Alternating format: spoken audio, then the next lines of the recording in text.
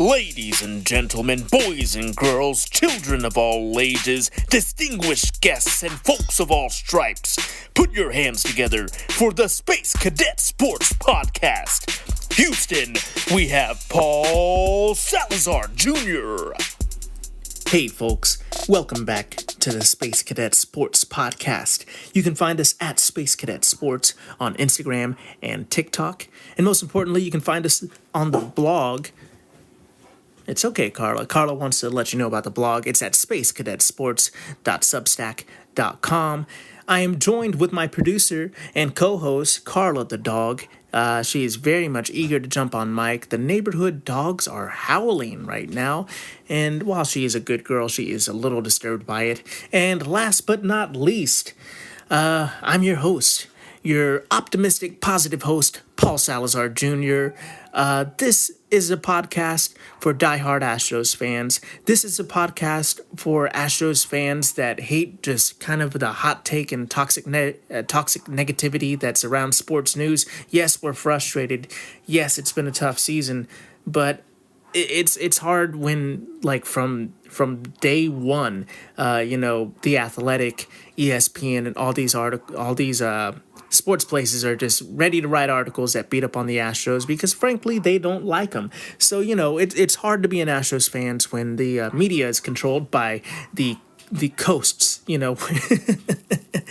But both New York and Los Angeles are not too kind to Houston. That being said, I wanted to create a safe space for Astros fans. Obviously, we need to vent. We need to complain about things right now. But it's hard to do it when there's just negative energy all around, and there's also now negative fans. There's a lot of crazy Astros fans that are fairly negative as well. So we're trying to obviously vent our frustrations here on this podcast, talk about baseball, but also trying to take the long-term view and also, in a way, take a respectful view. These are players that work really hard. This is a team that's given us 7 great years of baseball. It's been a tough month. It's definitely been a tough series. But let's get to it. Today is the off-day goof-around, kind of goof-off day here. When we don't have games, I've been trying to do kind of a goofier podcast, a little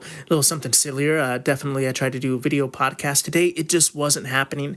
If I was going to get a podcast out today, it would have to be just audio. So we're going with that today, folks. We will get a video pod full of memes and jokes and silliness up soon.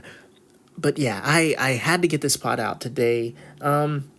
I want to start off with an apology for Astros fans. I know that I took the weekend off. I took this weekend off. I desperately needed it. It's been a tough month to get this podcast going, and it's also been a tough month for baseball for Astros fans. I needed the weekend to focus on some things for me. I thought, especially after the Friday game, I was like, it'll be fine. We'll be able to get one of the other two.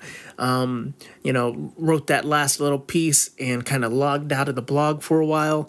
I didn't even watch the games live. I took that off as well. I watched the Framber game on replay. I watched the last night's game that we lost as well. I watched the recap to that, and I'm currently in the middle of watching every pitch right now. Had to hit pause so I could get this podcast out, truly. But I will go back and finish watching it. I'm just admitting, I always say I watch all the games. I took the weekend off. And man, it was a tough weekend to take off, folks. So where we last left off, the last I talked to you guys at that, in that article, we won that first game of the Mariners series. At that point, I definitely was optimistic. Going into Saturday, the Saturday game, we had Framber Valdez on the mound, and Framber gave us a pretty darn good effort. He gave up some home runs. The Mariners, were swinging a hot bat that game. And yeah, that's very frustrating. The Mariners, they definitely put up a great effort and beat us in that game 0-4. I'm sorry, in that that Framber game, 0-5. I guess they were just treating Valdez as if he was our ace and not giving him much run support the way they do Justin Verlander sometimes. That was a very frustrating game. That Framber Valdez game, the Mariners went out with Logan Gilbert on the mound. Logan Gilbert is pitching out of his mind. I mean, honestly, you have to give credit where credit is due. This Mariners pitching staff is fantastic.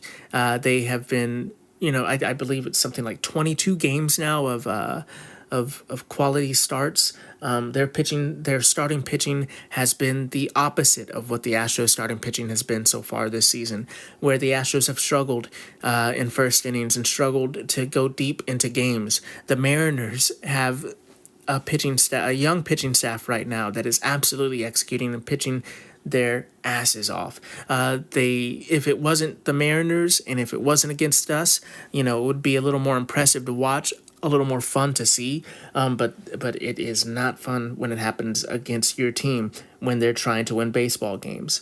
So yeah, this Logan Gilbert character, no, he's a really great guy. I make my jokes and have the subtle disrespect of stuff, of jokingly stuff. But Logan Gilbert is an ace.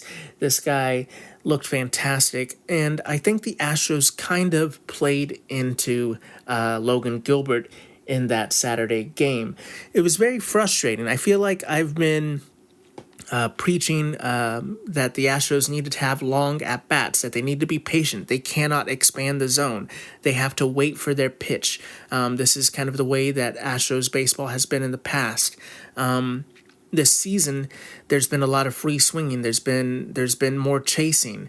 I feel like they've been feeling more pressure to create offense. They've been feeling more pressure to support their pitchers. They've been feeling more pressure to support their rookie manager. They're feeling more pressure because of the losses. 21 losses so far this season. They're feeling the pressure because people like me and you are out there on the internet saying angry things about the Astros. So the pressure is on right now. And when the pressure is on and you're swinging outside the zone, it usually does not equate to good results. During the broadcast, this was a Fox broadcast, which meant I was absolutely livid listening to most of the announcers. But during the broadcast, they did mention something that I did find interesting. They said that it looked like, at least, I'm not sure if they were reporting this from knowledge, looked like at least they were saying that the Astros were attacking pitches. They were attacking the first strike. They were swinging. They were free swinging and kind of swinging at whatever Logan Gilbert could give you, because the thing is, they were worried that Logan Gilbert would not give them too many quality pitches to hit, so you just kind of have to swing at whatever he's giving you. And I do understand that Logan Gilbert is a hot pitcher. Logan Gilbert is able to dot the corners. It looks like he has excellent command right now. It looks like he's getting the calls. When you're a team that needs to win games, you're looking to put the offense up early. You're looking to put the hurt on the pitcher. You're looking to do some damage. You're looking to hit whatever he can give you. I do understand that in a nutshell. I do understand that, like in a vacuum, I guess I should say. I do understand that philosophy. And I'm not even sure, entirely sure, like this was Alex Citron's, Troy Snicker, and Joe Espada's strategy here. But it did look like that was the case. And maybe Logan Gilbert's the exception. Maybe they have statistics. They have a whole lot more knowledge about baseball than I ever will have. But from my perspective, I thought it would have served them a whole lot better to be patient and to let the umpire find his zone and take some pitches and tire him out a bit. I feel like he only threw 40 pitches in the first 5 innings or something. I know I don't have the numbers in front of me, so don't quote me on that. This is a fan blog, not a stats blog. I do like my stats, but that I definitely am admitting this is more of a fan take than coming from a place of numbers. But Logan Gilbert, it was exceptional against the Astros. The Astros free swinging played into his way of attacking the Astros. The Astros only mustered 3 hits in the entire game. against the Mariners, and primarily Logan Gilbert, who went deep into the game. I believe I'm looking it up right now. Logan Gilbert pitched for 8 innings. He pitched for 8 innings. He pitched 96 pitches, 60 of them for strikes, with 6 strikeouts and 4 walks. So the Astros did work 4 walks off of him, but it just seemed like the mentality was to just start swinging as soon as you were up there. And yeah, that was it's really frustrating to see a 3-hit effort in a game that we all wanted to win, in a game that most of us are seeing right now is almost like a must-win game against a divisional rival. In that game where Logan Gilbert shined, Framber Valdez definitely had some struggles.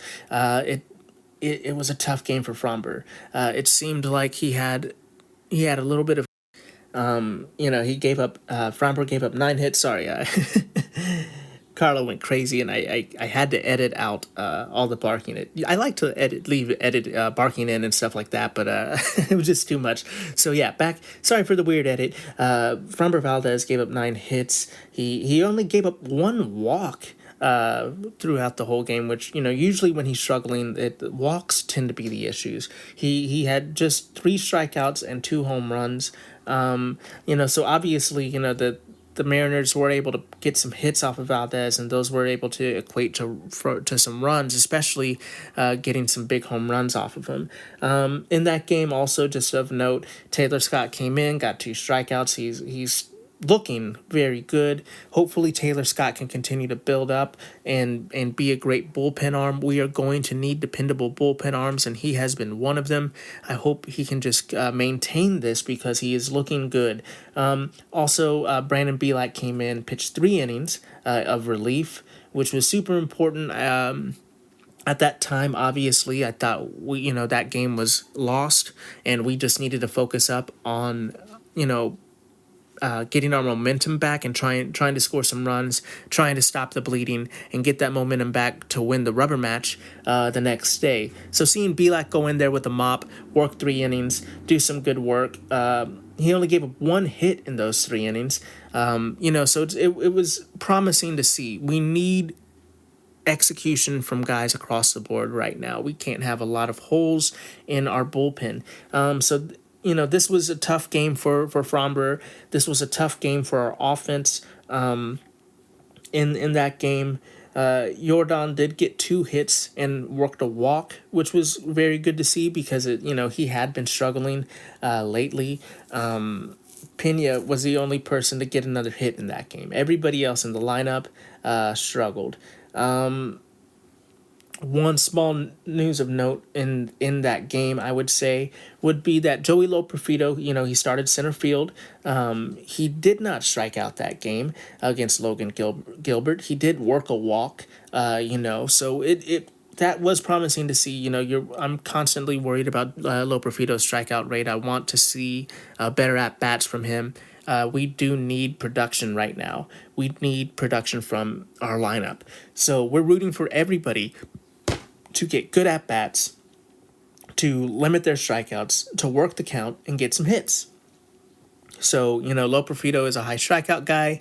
We're going to be depending on him, until Chas McCormick comes back, or until Jose Abreu, perhaps, too. He might get some reps at first. That looks like the Astros are still shying away from that, especially with the fact that they called up Trey Cabbage as well. John Singleton's been working first base a lot, but I do anticipate Trey Cabbage subbing in as the first base backup as opposed to Loperfido at this point. I mentioned when, earlier in the season in April that Loperfido wasn't getting the call up because he wasn't ready defensively to field the position at first base. When Loperfido was announced to be called up, we didn't know Abreu was being sent down yet, so I thought Loperfido perhaps was coming up to spell first base, and the team was saying he was ready for that. Obviously, the roster didn't shake up that way. John Singleton's working first base a lot. Joey Loperfido is working center field and left. He has the potential to play right. It's just that's Tucker's area right now. You're not gonna play a lot right now the way Tucker's been playing. Espada's letting that guy play every day. rightfully so. So yeah, we want while Abreu is down, while McCormick is out, we really need Lo Profito to be shining. So he, while it wasn't the best result game from all around offense, it was promising to see him not strike out. And that's kind of sad that this is what I'm taking away from this game as promising and looking forward. Getting blanked by the Mariners is not good. They have great pitching. So it's not like we just got beat up by nobody, but these Mariners are a team to beat, and it's definitely really tough to lose a game in that fashion. But losing a game in any fashion is tough, and that can be seen by the next day's game on Sunday. Just yesterday, the Mariners and the Astros played the third game of the series. The Mariners trotted out Bryce Miller out there, who is a Texas native. Had a interesting, I guess I should say, if nothing else, weird in-game interview on Fox the day before. Bryce Miller had a bit of a harder time with the Astros than the other pitchers have had. Bryce Miller gave up 4 earned runs in 6 innings and 2 home runs. So the Astros were able to put some hurt on Bryce Miller. And on the flip side, Bryce Miller went out there and pitched against Hunter Brown, and Hunter Brown has been somebody that's had a lot of struggles this season for the Astros. And in this game where we need to win and we have a team that is great at pitching on the other side, we were really depending on Hunter Brown to go out and do his best and give a great performance. And I think he did fairly well, for how his season has gone. This was a great performance, I believe, for Hunter Brown. He only pitched 4.4 1/3 inning. He gave up 5 hits and 2 runs. 2 of them were earned. He did struggle with the walks. He gave up 4 walks and had 5 strikeouts in his brief start with the Astros. But he did enough to keep us in the game. Truly, while, this isn't the most impressive starting pitching performance, the Astros were let down by their bullpen in this game. After Brown was taken out, Seth Martinez, the Magic Man, came in, worked 2/3 of an inning, and, just zeros were his stat line. He now has a 1.89 ERA on the season, as he's improving. Him and Taylor Scott are seeming to be very formidable as middle relievers, and it's good to see it because, the back end is still struggling. We had Montero came in that next inning. He did give up a run, gave up a home run in that inning. So Montero is bouncing back, I believe. But, he still doesn't look like he's maybe an all-star pitcher. He looks like he could potentially, like I believe his ceiling might be like a really amazing bullpen arm. But, he is going to have some struggles. And right now, working that 6th inning for us sometimes can get him into some issues. Let's see, that was, I believe that was a 6th inning he pitched. In the 7th inning, we had Dubin come in. Dubin had a performance where, he got a strikeout, kind of limited things. And in the 8th inning is when we ran into some big trouble. 8th inning, Abreu came in, gave up a run on 1 strikeout and blew the save. The game at that point, he was tied 4-4. The Astros were behind up until the 6th inning offensively. It was a tough game. It was a tough game for the Astros. They were behind. They came back in the 6th inning. Kyle Tucker hit a home run to right field and scored Altuve, and they got 2 runs on the board. And in the bottom of the 7th, John Singleton hit a home run on a fly ball to put the Astros up 4-3. So, going into the 8th inning, the Astros are up. Abreu struggles. Abreu blows a save, and the game is tied. And in the 9th inning, we get Josh Hader out there, and Josh Hader goes out there, and sadly, he loses the game, gives up a run for the Mariners. It was very frustrating. Josh Hader has definitely had a start to the season that not a lot of people I think would expect. He's struggling. He's not doing his best, but a lot of it seems like he's missing a spot sometimes. There's been mentions of his slider not having a bite. I really don't know what exactly it is. I'm gonna pull up some stats here real quick so we could look at some Josh Hader stats, because it's hard to really get a good eye on relief pitching, because they pitch so minimally. It takes a long time for them to have enough stats to really kind of read into. But I'm going to try to give it a quick look here. In 14 and 2/3 innings, he's given up 14 hits. He's given up 11 runs and 10 of them earned. And just for perspective, last season he gave up 11 runs and 8 earned runs. So he's already tied how many runs he gave up the entirety of all of last season. And same thing, he gave up 2 home runs this season. He only gave up 3 home runs last season. And one home run the season before. So that's not promising. His strikeouts are looking good. And we're looking at his field independent pitching, just to see what's going on. Maybe it's a defensive thing. Maybe it's a bad luck thing. His field independent pitching is actually at 3.09. When his ERA is at 6.14. So, maybe this is a little bit of bad luck, but his ERA plus is at 62. He did have a couple sub 100 ERA plus years. Last season, though, his ERA plus was 3.25. So, it's in... When you're looking at his stats compared to last season, it seems a little concerning. But when you look at some of his advanced stats, like his WHIP is at 1.4, that's promising.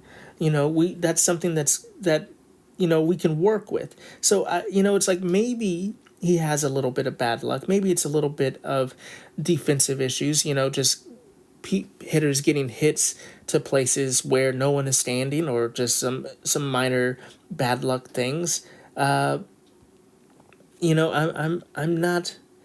not really sure what is happening with Hader, but he needs to fix it. I know he wants to. Me saying he needs to fix it is not. I'm not trying to come down on him. I'm just saying I know he wants to, and I know he knows that he needs to fix this. It's frustrating. It's very frustrating to lose a game that we could have easily won and we needed to win, especially when we're losing it because of a pitcher that we paid a lot of money for is coming in and losing the game. So a lot of people are very frustrated with Hader. There's a lot of Haterade going on right now. A lot of people are frustrated that Dana Brown signed him. They're frustrated. They want Neris back and Maton back and Stanek back.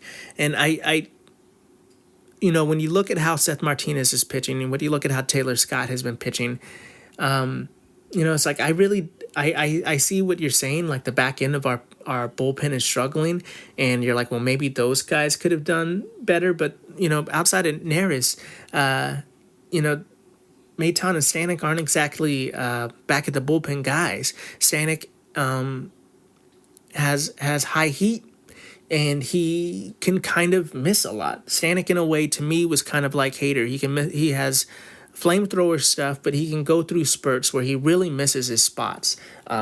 He has good pitch shapes. I like Stanek. I thought he was a good pitcher. And in MLB The Show, I believe in one season I made Stanek the closer just because of some injury. Like, I like Stanek's stuff. But I just think realistically, he gives up so many walks, After that season where he had the lowest ERA in Astros history, Dusty Baker, still in the playoffs, was hesitant to use him in late inning spots and big spots because of how many walks he gives up. So I'm just saying Stanek might not have been the best back of the bullpen guy. He to me seems more like a Montero, a guy that bridges you to the back a bit more than sets it up. Same thing with Maton. Maton has lower low. He's not a flamethrower for sure. He's more of a slow pitcher. He gets a lot of ground balls. He's trying to hit his locations, but he's definitely nails. He was kind of like doing what Seth Martinez did for us. Is doing for us this season. So Phil Maton, to me, Seth Martinez just took over that Phil Maton role, and he's doing pretty well at it. And for me, that Stanek role right now is kind of Montero, if you will. He's giving you what Montero would give, what Stanek would give you.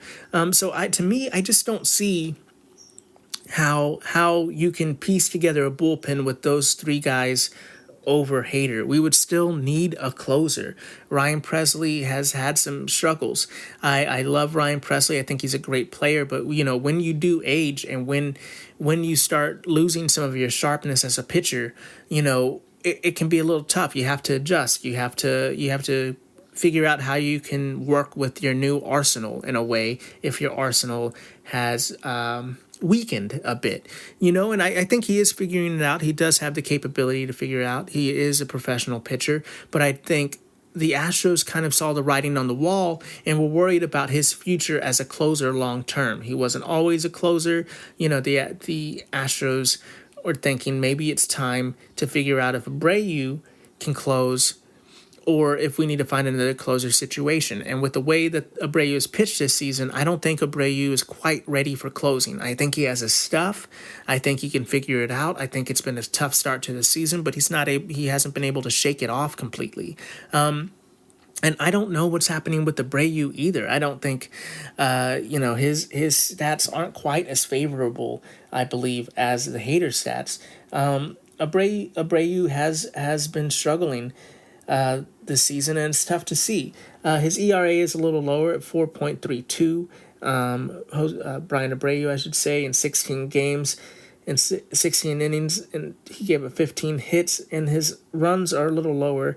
His strikeouts are higher, but his field independent pitching is a whole lot higher. He's at 6.16 with a whip of 1.5, which is a little, that's what worries me right there a little bit. I do think he can figure it out. And like I was saying, sometimes it's really hard to see these stats when there's such a limited sample size for these bullpen outings. Sometimes they go out there and they just pitch 2/3 of an inning or 1/3 of an inning. And these stats, it takes a while for them to accumulate and get a good picture of what's happening with these pitchers. So right now, a lot of frustration happening for Astros fans, and I get it. I understand why the grass is always greener. You think that you can run an MLB team because you have seen what the results are today. These guys have had to run the team with, you're just basing it off of stats. It's easy for us to say what you should have done in retrospect. So, I'm not going to sit here and say that GM Dana Brown completely messed up by not re-signing 3 above-average bullpen arms. I think the Hader signing has the potential to still work out for the Astros. Now, if the Astros want to make the postseason this season, they're going to have to figure it out soon. They're going to have to figure out how to get pitching clicking on all levels. It seems like it's either the starting, the middle, or the end. Something is giving on us, and then when the pitching is working, it seems like the offense is struggling to hit in timely situations with runners in scoring position. I mean, it's hard to say today because on Saturday they just didn't hit whatsoever, and I mean, you just have to give credit where credit's due. Logan Gilbert came out there and did amazing against the Astros, and he earned that win. It's just like that Stephen Kwan game where it's just like, you know what? This guy beat us. This team beat us. The Mariners beat us in that second game. In the third game, I really think the Astros kind of beat themselves. If they were able to have, better sustained pitching, I know luck plays into it a little bit in the sense of, like I'm saying, the bad bounce, just umpires, officiating poorly and having a tough time finding a strike zone. There's little things like that, the bad luck that the Astros have plenty of this season, but at some point you just want to see them solidify and try to figure it out and try to work around the luck, or if bad luck happens to them, then to just go out there and knock some runs in. So it has been frustrating. It has been very frustrating, this series against the Mariners. I don't know what exactly it is about the Mariners, but I just don't like them. Mariners fans are just annoying. They are they to me, and not all Mariners fans, but the noisy ones on the internet. That's really where we are at this podcast. Is we can talk some mess. I like talking some trash talk as much as anybody else, but you have to have a little bit of understanding with it. This isn't all Mariners fans, but the Mariners fans on the internet, the talkative ones that love to chirp, it's so funny to me because it's like a very braggadocious toddler that just comes into your house and just starts roasting you and making jokes. And you're like, this little guy really thinks he's hot shit. It's like these Mariners fans have never been there before. So anytime they win a game, whether it's in April, whether it's in May, they act like they won the World Series and they throw themselves a parade. They have that trident after they hit home runs. And it's all just so silly. Like, I think it's funny, but just how braggadocious they are about their regular season wins and their amazing regular season starting pitching. Talk to me when you're doing some stuff in the postseason, Mariners fans. It could happen soon. You have a good team. I'm just saying, like, act like you've been there before. I know you haven't, but act like you've been there before. Have a little self-respect, Mariners fans. You're looking silly out here. It's still May.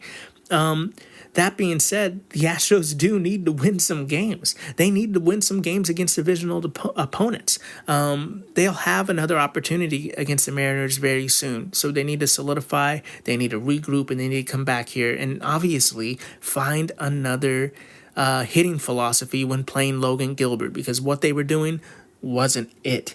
That being said, let's move ahead to the next series. In the next series, the Astros are going to play New York tomorrow, and that's going to be it's going to be a good game. We have Verlander going up. We're going to need a great effort from Verlander. Verlander's going to be playing in New York. I like that. I feel like he is going to go out there and compete. He's going to go out there and shove. He's going to try to play stopper and get the Astros back on track, because that's what JV does.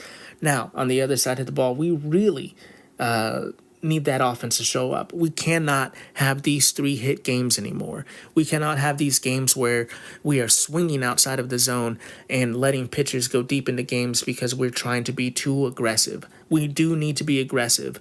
I do think certain players on the roster should be given more aggressive green lights than others. I think Altuve, that's just the type of hitter he is. You're not going to box him in. You have to let him free swing a little bit. Joey Loperfido, I think there are going to be some moments where you just kind of let him swing. He's still trying to figure things out. Let that kid get that stick on the ball and hit some home runs or slug some things in. He's a high strikeout guy anyway. Maybe just let him swing sometimes if he's starting. Everyone else, though, pretty much, I want to see more patience. I want to see them not expand the zone and wait for their pitch, and wait for something they could do some damage with and do some damage. We're going to need to have some very principled hitting and very principled at-bats to win this series. The New York Yankees are very patient. The New York Yankees in that first series came out against us and showed us that they are not the New York Yankees of Yankees past.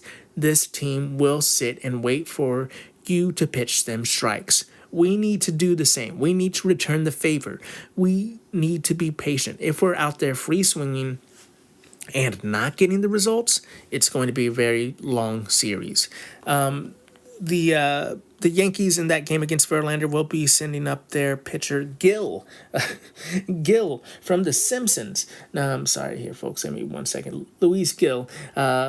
He's had a decent start to his season. He's definitely has a 1.19 WHIP with 40 strikeouts and 31 innings, with a 3.19 ERA. So, this guy is having a good start to his season. We cannot take him lightly and go out there and work the count. So that is going to be the game on Tuesday. The game on Wednesday is going to be spaghetti time, folks. Spencer Arrighetti is going to come out there. That baseball nerd that we all know and love will come out and have some spaghetti time against the New York Yankees. It is going to be a challenge. I mean, the Astros have had a tough schedule in this opening season series, and this opening couple months of the season, I should say. And Spencer Arrighetti has definitely had to face some very formidable opponents. The Guardians, the Rangers, the Yankees. I believe he also faced. I believe he played the. Oh goodness, I can't remember. But anyway, Spencer Arrighetti is what I'm trying to say is that he's had a really tough welcome to the show. He's doing okay, but he's really going to have to focus up and get some strikeouts and work his magic and work his pitch shapes against these, very patient Yankees. I feel like the Rangers had some success when they were free swinging against him. Maybe if Arrighetti can hit those spots, dot up those corners, and not pitch too many balls, he potentially could get a lot of strikeouts. The Yankees will be sending up Carlos Rodon against him. Rodon has had a good start to his season. He is a left-handed pitcher. I do think sometimes that can equate to success for the Houston Astros. Once again, the Astros are just going to have to have a very good, disciplined day at the plate. That is what I think these Astros need. I think they need. I'm like a boomer dad. These Astros need discipline. Now in the third game, on the 9th, we have Blancura. We have Ronel Blancura, who's 3-0 with a 2.09 ERA and 36 strikeouts against Marcus Stroman. Stroman had a really good game against us when he pitched against us in the first series. Stroman's had a good start to the season, going 2-1, 3.41 ERA and 35 strikeouts. The Astros have a challenge ahead of them, folks. They have since they put themselves in this hole. They are going to have to solidify and come together as a team and not put the pressure on themselves and not swing outside the zone and get good hits and get good results. It gets harder and harder as the season goes on and as the pressure mounts to play outside of your game. The Astros need to play within their game. It can be frustrating, I know, to see the Astros lose this many games, to lose this many close games. You want to see them push. People are like, why aren't they trying? They are trying. I don't see what y'all are seeing. I think y'all think if someone doesn't hit a home run, they're not trying.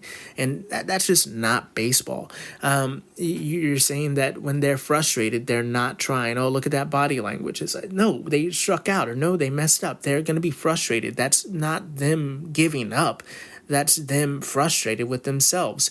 I don't understand why this whole thing that the Astros aren't trying or they're not doing well. I think it's just people that frankly don't understand baseball, and I think there's a lot of people in this world that they're so critical of athletes because they're like, oh, they get paid a lot of money, they should just be able to do it.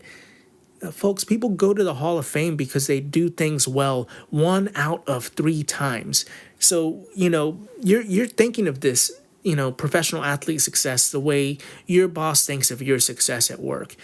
Okay, what you do at work is most likely not going to be this high stakes, unless you have a really high pressure job. Most of the stuff we do at work, is pretty executable. Even the high stakes stuff. This stuff, now the stakes might just be pressure and winning a baseball game and winning a contract, but actually hitting a 95-mile-an-hour fastball down the middle is not always easy. These guys are professional athletes. They're doing well. To say that they're not trying is absolutely insane. That's you saying that if I had $15 million to hit a home run, I would do everything in my power to hit a home run. Yeah, you would, but you would probably strike out swinging 10 times out of 10 because you're trying so hard. Like, these guys know what they're doing. They're playing within their game. The season is long. There's so many at-bats. Baseball is about consistency. It isn't about swinging out of your shoes and looking ridiculous. I mean, some people can do that. Altuve has made a career out of swinging out of his shoes on bad pitches sometimes, so he has the skills to do it. Like I just think that this narrative that this team isn't trying or isn't hustling is some BS. And people that say it are just haters and don't understand baseball. If you think I'm wrong, come at me. You are wrong. This team is trying until they come out, until they start giving interviews where they seem despondent or they're critical of the organization or critical of Espada. I don't think that's the case. I just don't see it. This clubhouse has been a good clubhouse for multiple years, and you think it's just a bad one because they've had a bad month. Once again, I worry about your relationships. I worry about your children. You're probably the type of person that as soon as a relationship goes bad, you're like, it's over. We're breaking up. It's like, oh, my kid talked back to me once. I got to send him to boarding school. You're so reactionary. It's just been a month. It's baseball. Baseball takes a whole year to figure out, folks. If you don't know that, you haven't been watching baseball. We'll see. I do think that this team still has a good chance. They have about, I believe, a baseball reference said they have about a 30% chance of going to the playoffs right now. That is not promising. I know. I do think that they can keep winning series in this month and to keep pushing that boulder up the hill and get back to 500. This is a good team. They lead the league in a lot of batting statistics. They are tops in the league in a lot of batting statistics. They are struggling in big moments. That kind of clutch moment thing, they're struggling. And I think that's just because of the pressure. They have a lot of pressure on them, and they have a lot of pressure from jerks like you saying they're not trying, so they're trying harder. We don't need baseball players to try harder. We need them to focus and play their game and play it well. That's, trying harder at this level when you're this type of a professional athlete, it really doesn't always equate to success. What you should be doing is working on your swing, working on those little tendencies that get you into trouble, get that hitch out of your swing, put a barrel on a ball, all those little things. And those little things come with repetition, and sometimes it comes with success and not with failure. When you're failing at it, you're like, oh, well, what can I do? I've got to try harder. I've got to try something different. I think these guys are feeling the pressure and they're trying too hard at times. That's my take. I really think that's why they're struggling in some of these pressure situations. They're feeling it. I hope they can take some of the pressure off themselves and play ball. Play the ball that I know they can play and keep doing it consistently, because they're running into some bad luck. They're running into some tough losses. The Astros, any good team can lose, 60 to 70 games a season, folks. They've only lost 22. They need to win, of course. I'm just saying you're so focused on all these losses so early. Let's focus on the potential of this team. This team has the potential to do a lot of damage. This team has the potential to go on long runs. So let's hope that that's what we see and hope that that's what they can bring to this New York series. We need them to win this series. This is a very important series. Not just now, if they lose this series, if they get swept, there's going to be probably a panic meter episode coming up. If they lose this series, it's not going to feel good. But the season still wouldn't be over. We need to win these games against Oakland and the Mariners coming up. Especially if we don't come away with this series with the Yankees, it's going to put the pressure on those series even more. For pride's sake, we need to go into New York. We need to play well. I'm not saying we don't. I'm just saying we need to take two of the three games out of that, and I'd be very happy. And we need to come back, not come back, but when we play the Oakland A's and the Seattle Mariners again, we 100% need to win 2 out of 3 of those games. I mean, almost minimally. We at this point, we kind of need to sweep the Mariners in that series because we need to get some wins against them because they're pitching so well. It looked like there's been a lot of pitcher injuries this season. We can't, I think these young pitchers in Seattle are doing well. They look immune to those injuries. I don't think that they're going to struggle with their rotation, or hopefully not. You don't root for any injuries, even against other teams. I'm just saying, I think this team is going to have a deep season with that pitching staff that they have.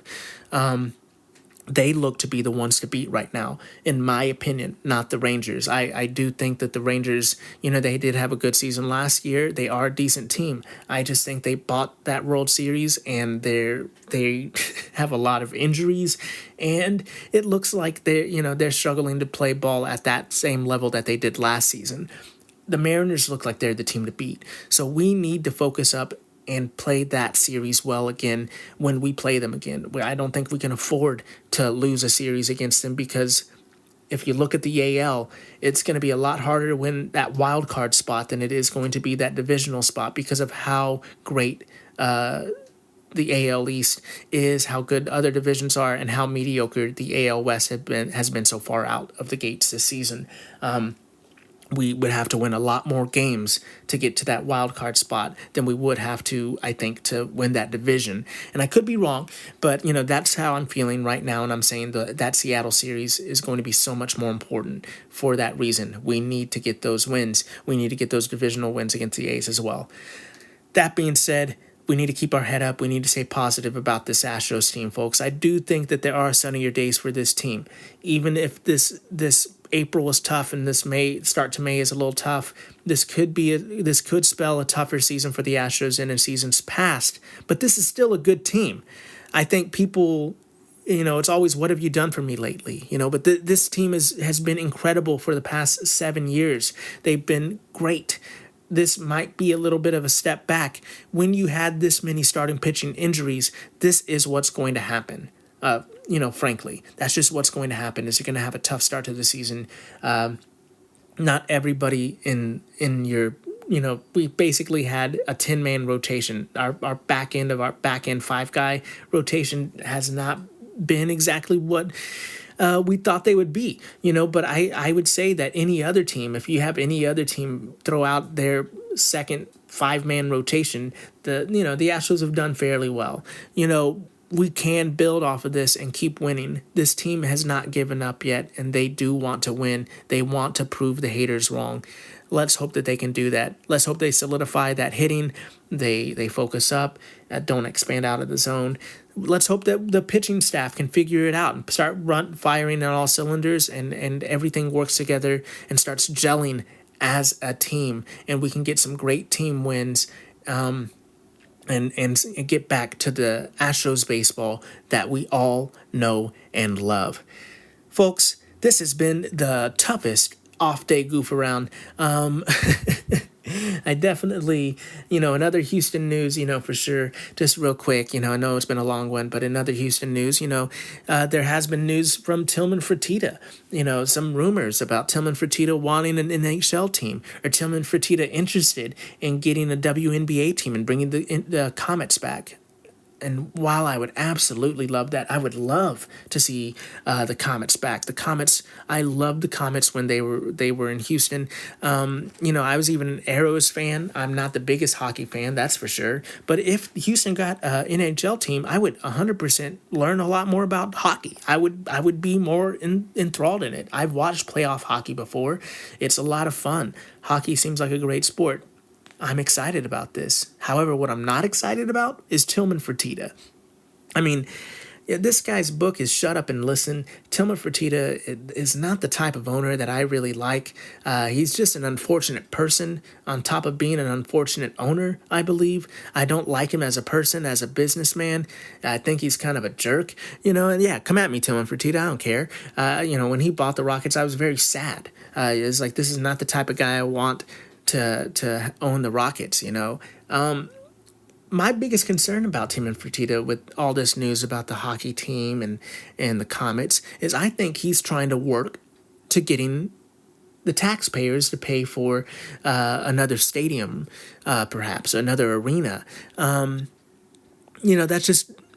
just how guys like him operate. He's like, ooh, we have this, but it's going to cost you. So obviously I don't live in the Houston area anymore. I'm not so saying that this is going to be my tax dollars or anything. I just don't like completely rich people being like, we need your money to make this thing. Maybe there are some renovations that need to be done for Toyota Center. Maybe there is a way that that the municipal money can be used in some facilities, but this guy's rich. You bought a basketball team. You say you can have other sports teams. You thought about buying a football team. I think you can afford renovations to your stadium. I think that you don't need a new arena, my man. So that's all my hesitancy with that. Is while I would love new teams, the last thing I would want is for it to be at the cost of people and not at the insanely wealthy person that wants to do it. And honestly, you don't want to see somebody get into that position because you don't want to have another Bud Adams that is going to be like, okay, fine, I'm moving the team. It would absolutely break my heart for Tillman Fertitta to move a team. And you know what? He seems like the kind of asshole that would do something like that. So that's what worries me. While I am excited about other sports teams, Tillman Fertitta 100% worries me. I hope that if he is interested in getting these teams, he's doing it in good faith and will actually be able to financially buy them and not have to rely on other people's money.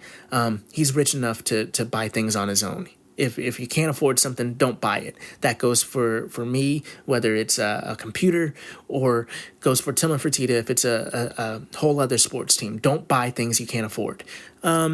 And on that note, I think I'm going to say thanks for listening, folks. This has been the Space Cadet Sports Podcast Off-Day Goof-Around. You can find us at Space Cadet Sports on Instagram and TikTok.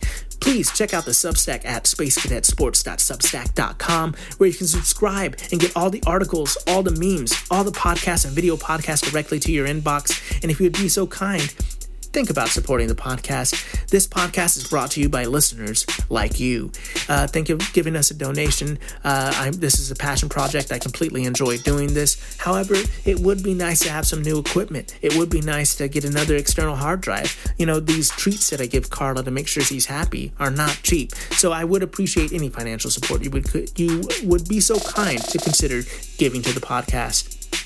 I've been your host, Paul Salazar Jr. You can find me on social media at Paul Salazar Jr. or on my website, www.paulsalazarjr.com. If you're looking for cute pictures of Carla, you can find them on her Instagram at good.dog.carla. Thank you so much for listening, folks. Vamos Astros.